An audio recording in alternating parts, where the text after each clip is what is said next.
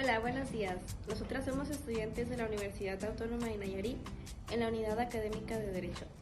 Para la materia de comprensión de textos tenemos que hacer un reporte de lectura de una lectura que hicimos en conjunto las integrantes de este equipo, las cuales somos Anet Estrada, Fernanda Góngora, Gabriela Martínez y su servidora Michelle Gutiérrez. Lectura en la cual consistirá que leímos el libro del autor Gabriel García Márquez titulado El amor en tiempos de cólera. Para comenzar, daremos una breve introducción de lo que fue la vida de Gabriel García Márquez. Este reporte fue hecho en conjunto de las 4 integrantes de este equipo, lo cual está escrito en un documento, el cual se le dará lectura y a su vez se explicará de una manera breve. Gabriel García Márquez nació en 1927 en Aracata, Colombia, donde lo criaron sus abuelos. En 1947 se matriculó en la Facultad de Derecho en la Universidad Nacional de Bogotá y en ese mismo año se publicó en el diario El Espectador su cuento La Tercera Resignación. Al año siguiente comenzó su actividad periodística como colaborador en el diario El Universal de Cartagena y desde entonces sus textos han aparecido en innumerables periódicos y revistas de diversos países. En 1955 publicó su primer libro, La hojarasca, en el que ya bosquejeaba el mundo fantástico de Macondo, cuyo esplendor lograría en 100 años de soledad. Su brillante trayectoria literaria se vio coronada en el Premio Nobel de Literatura en 1982, luego de haberse consagrado como uno de los mejores y grandes escritores de la lengua española. Para comenzar con el libro,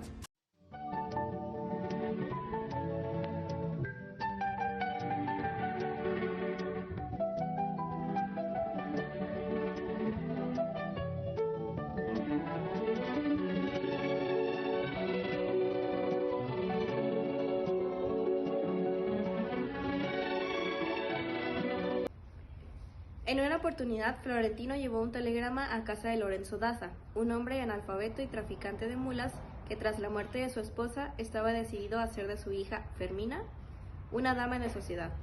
Con ellos vivía también la tía escolástica Daza, quien se había encargado de la crianza de Fermina. Cuando Florentino llegó a aquella casa, vio por primera vez a Fermina y se enamoró. Al poco tiempo comenzó a escribirle a la joven, hasta lograr que éste le correspondiera. Las cartas iban y venían entre ambos, con la complicidad de la tía escolástica.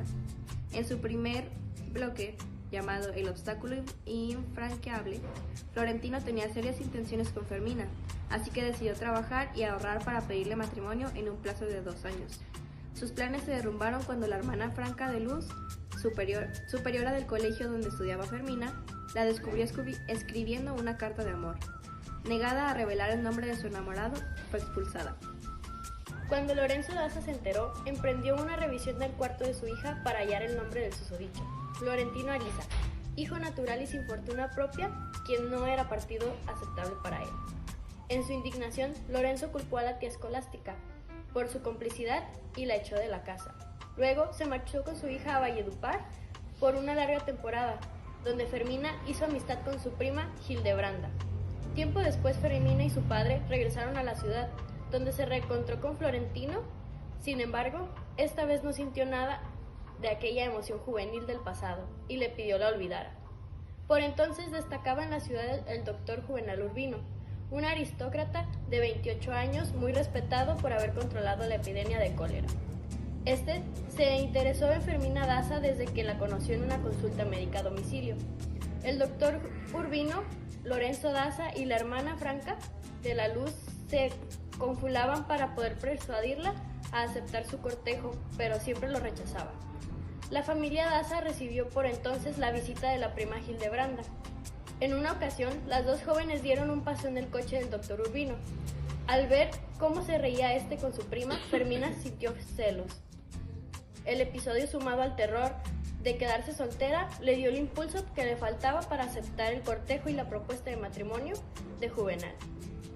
Al enterarse del compromiso, Florentino La muerte de Juvenal Urbino. Pasados más de 50 años, el doctor Urbino tuvo que hacer el informe médico por el suicidio de su compañero de ajedrez, Jeremiah de Saint-Amour, quien tenía miedo de enfrentar la vejez.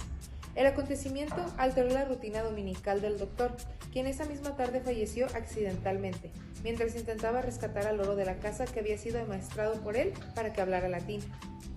Florentino Ariza, quien finalmente se había convertido en presidente de la Compañía Fluvial del Caribe, estaba con una de sus amantes, América Vicuña. Cuando supo de la muerte del doctor Juvenal Urbino, al día siguiente visitó a la viuda y poco a poco comenzó a frecuentarla, con el beneplácito de su hijo Marco Aurelio. Sin embargo, hubo un nuevo escándalo y volvió a oscurecer los días de Fermina. Se hicieron públicas las ilegalidades de su padre y además cundió un falso rumor de una aventura amorosa entre el difunto Juvenal Urbino y la mejor amiga de Fermina, Lucrecia. El escándalo despertó los temores de su hija Ofelia, quien pretendió censurar la amistad con Florentino. Fermina lo consideró un irrespeto y lo echó de la casa. Un reencuentro y un juramento.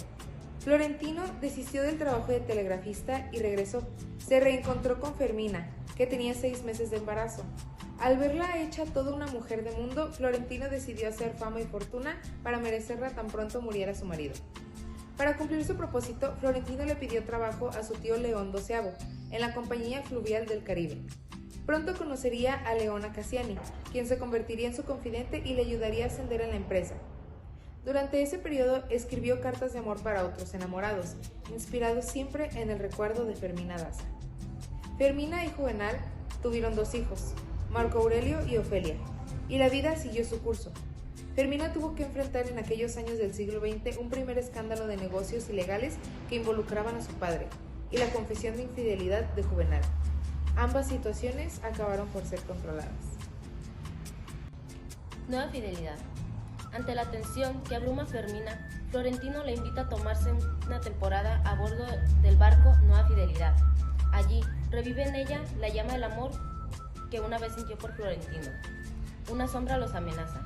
Cuando el barco se dirige a buscar nuevos pasajeros de regreso, Fermina distingue entre ellos a personas conocidas que pueden poner en riesgo su honor y reputación por no haber guardado el debido periodo de luto a su marido.